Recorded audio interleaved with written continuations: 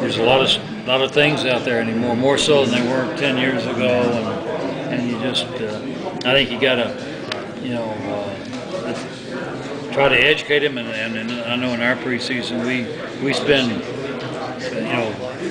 meeting a day talking about things that will educate them about their college experience. So I think you try to educate them what's acceptable in your program, and then they got to understand that they're responsible for their actions in your program, and then after that. How about in the approach to recruiting and the characteristics by so how does that all weigh in? Any changes in that over time? As far as who you recruit? Yeah, marginal kids maybe. I mean, we spend a lot of time. I mean, and for Virginia Tech, I can only speak for us, but I think everybody. I think you look at the NFL and what Roger Goodell is doing. I mean, I think character is becoming more of an issue at the NFL level. And that kind of spins downhill a little bit? Yeah, I mean, I think Roger Goodell, I appreciate the more statements he makes about it, because it kind of, gives validity, down at the college level too. But there's no question. I mean,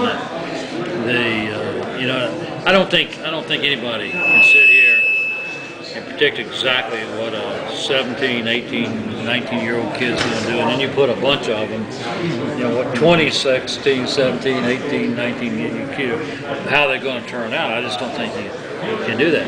But I think you take your best. I know we spend time in there. This guy plays at this level. Well, what is his character, and how many days of school did he miss, and what does the principal say about him, and what does the guidance counselor say about him, and I think you try to gather as much information to give you, where you think this guy's going to end up. And I know we do it, and I'm sure most people. And Frank, can you break down your running game? It's maybe one of the first years you go into without a real horse, a guy that you really rely on. Does that worry you at all? Well, what I think we got some good players, and what I think we need to do is we got about 6 guys listed at tailback right now, and I think pretty quickly Billy Height's going to have to say, these are the 3 guys I think we got to run. And because in preseason you got so many days. Now we're going to play East Carolina. You don't get scrimmages where you can you got to scrimmage yourself. Right. So I mean, I just think it's hard. I think you get the kids in the reps and practice that's going to play against East Carolina. And that's going to be about 3 tailbacks. How close are all those guys? I think they're pretty close. That's what it's going to make. I think it's going to be some tough decisions. But that's the way it is. The good part of it, I think there's some real talent at our tailback position. The bad part of it, not much of it has experience, and I think we're going to have to make some tough decisions early. That's very unusual for one of your teams. Yeah. You've had horses to go to. Yeah. Does that play into your coaching philosophy at all, or anything? Well, before it's over, it may play into the quarterback situation a little bit, but and it's probably going to be hard for us to tell how solid we are at tailback and how solid we are at wide receiver until we actually play East Carolina. Then I think we'll have a better indication. But I think it's going to be some long personnel meetings in preseason. You talk. A lot of people think that at some point Christian Ponder might be the starting quarterback at Florida State, and if anybody wants to pull up any game tape of him, it's your game for the better part of the 3 quarters. What did you think of him? I know I'm taking you back to November, but what did you think of him? I'm going to tell you, I got enough problems getting my quarterback. I can't get Bobby's too. He did a good job. I mean, because you had as soon as he came on the field, you had your defensive guys must have been saying, okay, what can this guy do? He did a good job. I got enough problems. You haven't been to Florida State yet since you've been in this league. Looking forward to that? Or? If you'd like, I'll ask Coach Bowden. Let him get him to help me. I understand there was last year against Georgia Tech, they said the uniforms were missing. Word going around maybe the equipment manager left the jerseys at home. What was the real story behind that? think the real story is we lost some jerseys down there somewhere, and then they wore these other jerseys, and now they're in their memorabilia area, aren't they? That was the real story. There's nothing really. That was it. You've probably been asked this before too. Just talk about being the preseason #1 in your division. It's surprising, to be honest with you. I think everybody in our division's got a shot. I really mean that. I think we played the team that's picked second and third at their place. So that's not good news. I'm surprised that we had 8 guys drafted and 5 more signed free agents. So we lost a lot of good players, but I'm also proud of our program because I think it makes a statement about our program. And, I just hope you guys know what you're talking about. I've never been sure of that. Yeah, if you go down here, you might not agree, because I don't know if you look down here, you see this number. Huh? Yeah, what was that, 51? Well, see, they're hooking you and Clemson up, and they're giving them 51 votes to 14 for you. Is that how many it was, 14? Yeah, 51 out of the 65. Coach Beaver, can you talk a little bit about how you see the ACC as a conference, as a football conference? I mean, the BCS record hadn't been great, like 1-9. The bowl games haven't been good in recent years. I got it,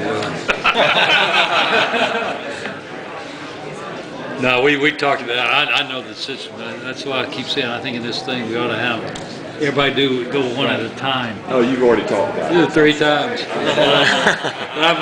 It's not y'all.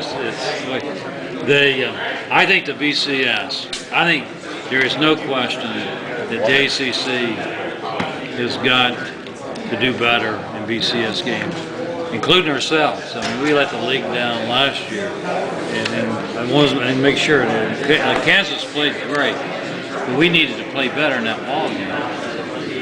But I also believe, just like with our program, back when I first came there, and we weren't doing great, but I think the administration saw, well, we got a great foundation, we're doing things the right way, we're seeing, progress, we just got to hang around, keep it around until we can win enough ball games. So I think it's kind of like that with the ACC right now. I think we got great leadership. I think we got a great foundation. I think schools are doing the right thing to improve their football programs for the most part. We're seeing growth. And so in the end, I really believe that the wins are going to take care of themselves because the foundation is so solid in the ACC. And that's the way I see it. But there's no question for our national image, we need to win our share of the BCS games. No question. You might have talked about this a little bit as well, but you mentioned having Sean and Tyrod having plays for each of them. Is it going to be a situation where you run them out of the field just play by play, depending on what you call, or do you see more rotating series by series? No, I think we got to make a decision. I think we're fortunate to have 2 good quarterbacks, and I think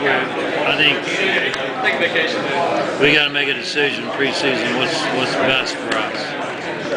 But if anything, I think what we did last year, and we needed both those guys to win the ACC championship.